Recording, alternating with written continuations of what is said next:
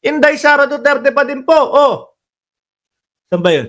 Nako ha, alam naman po natin kung gaano kaingay yung impeachment na isinusulong po sa ating Vice Presidente, mga kababayan. Oh, paano ito ngayon kapag kayong mga guro na po o mga Filipino teachers, youth march para back upan ang Duterte ouster effort, mga bossing. Ayan ho alam natin na naging department o naging secretary ng Department of Education ng ating Vice Presidente, mga kababayan. Kung maganda at kung tama yung mga ginawa ng ating Vice Presidente, lalo na yung pagtambak ng mga laptop doon sa mga bodega na napakarami po na hindi napakinabangan kasi outdated na, siguro po naman common sense lang, hindi po sasama ang mga guro, no? Doon sa isinusulong na pagpapababa sa ating Vice Presidente, mga bossing. Napakasimple. Di ba? Napakadali pong intindihin. So sa madaling salita lang po, ultimo po mga guro, na hinawakan ng ating Vice Presidente, sumisigaw po ng impeach Sara Duterte, mga kababayan. Kasi talaga naman mga bossing. At doon, para doon sa mga nagsasabi na kala ko ba ngayon na impeachment? Bakit hanggang ngayon wala pa din? No? Bakit ang bagal-bagal ng impeachment na yan? Para po doon sa mga nagsasabi na ang impeachment walang papupuntahan yan kasi hanggang ngayon hindi pa din hindi pa din gumugulong. Akala nyo lang yun. No? Ang akala nyo, the more na ang impeachment ay umaatras ng petsa, mas safe ang Vice Presidente. Hindi nagkakamali kayo. Gusto nyo na maging safe ang Vice Presidente sa impeachment? Isigaw nyo, ngayon nyo na gawin yung impeachment. Bakit ho? Diba sabi ni Just Vincent, nice, buhaya, shirt, Parmark, salamat. Bakit ho, mga kababayan? Kung ngayon gagawin yung impeachment, ang mangyayari ho, mga boss chief Hamoser, alam naman natin na lulusot sa Kongreso. Simpleng-simple at napakadali po, no? Napakadaling lumusot sa Kongreso niyan. Kaya lang, nandoon po yung mga kakampi ng mga Duterte na boboto lang po na wag matuloy yung impeachment kasi nga kakampi nila si Inday Sara Duterte. Nandoon sa Senado. Kung ngayon pa lang, isusulong na yan, ang laki ng posibilidad na walang mangyari at masayang. At syempre, after ng impeachment na yan at nasayang, tinanggihan ng Senado, kailan pa ulit yan? Sa mga ilang panahon ulit, tatagal ulit.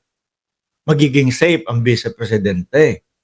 Di ba? Hanggat nandyan si Bato de la Rosa, hanggat nandyan, si Robin Padilla, tatawid pa naman niya sa susunod na kumbaga after ng midterm election Hanggat nandyan sila Bungo, yung mga Tolentino na alam natin na boboto sa impeachment kasi maka-Duterte sila, mga kababayan, isulong nyo na. No? Para mabasura. Akala ho nung iba, wala. Atras sila ng atras. Hindi nyo alam. Nagdedelikado lalo kayo. Bakit naman nasabi ni Mark Ramos na nagdedelikado? Umaatras nga yung panahon at hindi pa din matuloy-tuloy. Bakit po? The more na lumalapit at lalagpas sa midterm election, mga kababayan, ika nga ni Senador, dating Senador Trillanes, yung bagong Magic 12. Yung bagong Magic 12 ang maglalaglag, no? Sa impeachment ni Inday Sara Duterte. Hindi pa natin kilala kung sino yung mga yon, pero nakikita natin na sa mga survey nangungulilat po yung mga bataan ni Digong, mga bossing. Nangungulilat po yung mga DDS. Sila sila Bondok, sila Jimmy Bondok, nakita nyo ba? Na nasa top 12. Yung si Panort, sorry. Yung si Puting Ahas. Nakita nyo ba na nasa Magic 12 yun? Wala, mga bossing, no? So kapag hindi nyo pa din nakukuha, mga DDS, yung siste, no? Inuusog. Ako kahit po ako government supporter, kahit po ako nakasuporta kay Pangulong Bongbong Marcos, yung pag-aanalisa ko po doon sa sitwasyon, hindi ko itatago sa inyo na dinidiskartehan nila yung impeachment. Di ba? Dinidiskartehan yung impeachment na umusog ng umusog hanggang sa kapag dating ng midterm election, wala na yung mga tuka ng mga Duterte diyan sa Senado. So kapag pinroseso after election, nakikita naman po natin na yung Kongreso, mga kababayan, mukhang sila pa din po ang malalakas doon sa kanilang mga bayan. Lalong-lalo na po ang mga kapwa natin Pilipino nakikita yung effort nila na ipakita yung katotohanan. Lalong-lalo na po yung mga kasama sa Quadcom. Alam natin na susunod na eleksyon nandiyan pa din po yan. Super majority pa din ho ang Congress, mga kababayan. Pero sa Senado may pagbabagong mangyayari. At yung mga kakampi ng mga Duterte, yun ang nakikita natin na mababaklas po sa 2025 election, mga bossing. So di ba nakikita nyo na kapag ka umatras yan, mas magiging smooth itong pagsigaw ng impeachment laban sa vice-presidente. Alam nyo ho, mga kababayan,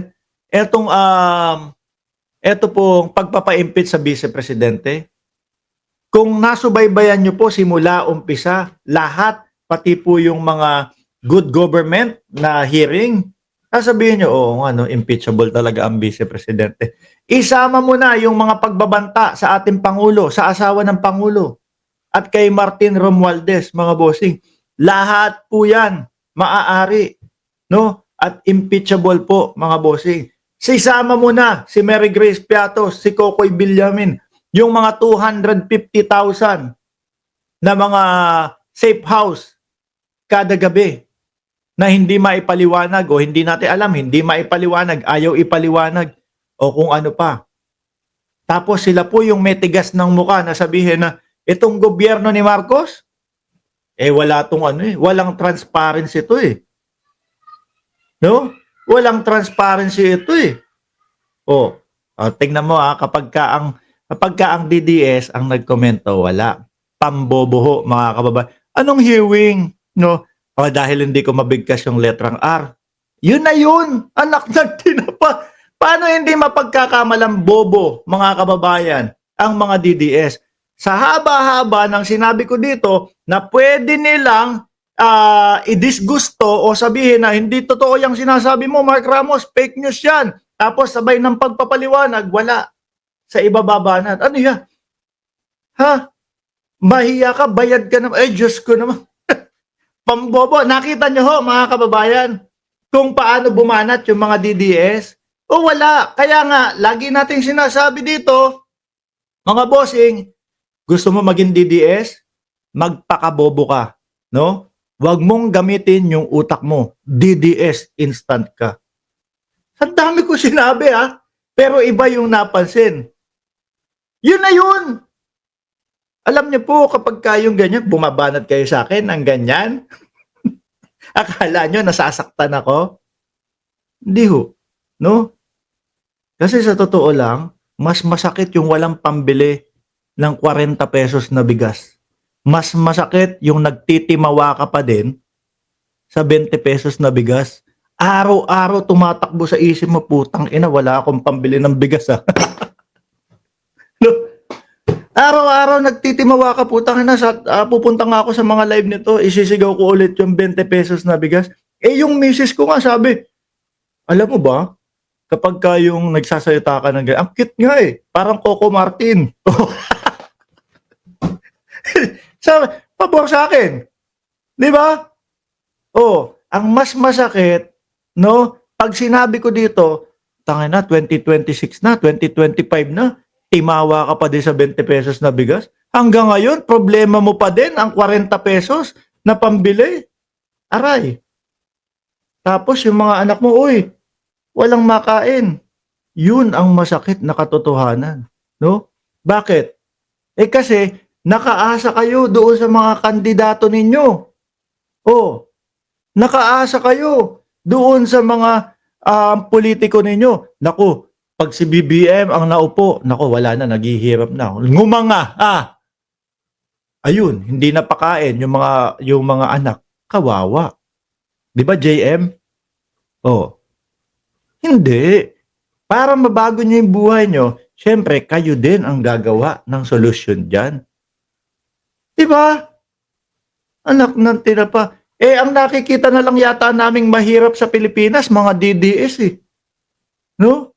Sige, ganito. Tumingin kayo sa mga kakamping. Tumingin kayo ng mga buhay ng mga kakamping. Mga SB, Starbucks. Iisipin mo ba na yung mga yan maghahanap ng 20 pesos na bigas?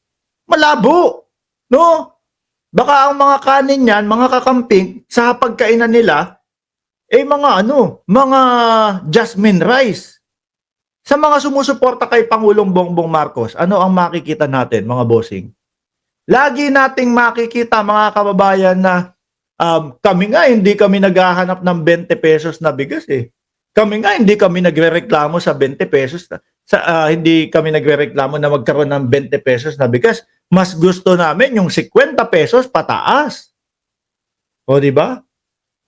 Ngayon, silipin natin yung mga DDS. Mahihina na nga ang kukote, anak ng tinapa. Hanggang ngayon ho, mga bossing, ang reklamo, 20 pesos na bigas. 20, ang 20 pesos na bigas? Grabe 2025 na. 20 pesos na bigas pa din. Pangtimawa na lang yan. Pangtimawa na lang yung naghahanap niyan. Uy! Kaya ang nakikita ko, mga kababayan, yung mga supporter ni Digong, yan na lang po ang nakikita kong naghihikahos eh. Pasensya na po Pasensya na ho, mga kababayan, doon sa mga word na ginagamit natin. Kaya lang ho, ayan, sila na lang ho talaga ang naghahanap ng 20 pesos na bigas. Tapos pupunta sa live natin, pupunta dito, ang topic, impeach Sara Duterte. Pwede naman po nilang kontrahin. Ano sasabihin? Ay, anong hearing? Anong hearing? Hearing yun, hearing. Akala na sakit. Aray. Pero pag nirekta mo, ayun. Hanggang ngayon, patay gutom pa din sa 20 pesos na bigas. Masakit, di ba? Yun ang katotohanan na masakit pagka ibinalik namin sa inyo. Na hanggang ngayon, hikahus pa din kayo. Bakit? Di dahil sa pagiging idolo nyo doon sa mga politiko nyo na umaasa kayo na makakapagpabago ng buhay ninyo. Yun ang masakit. Di ba? Yun ang masakit.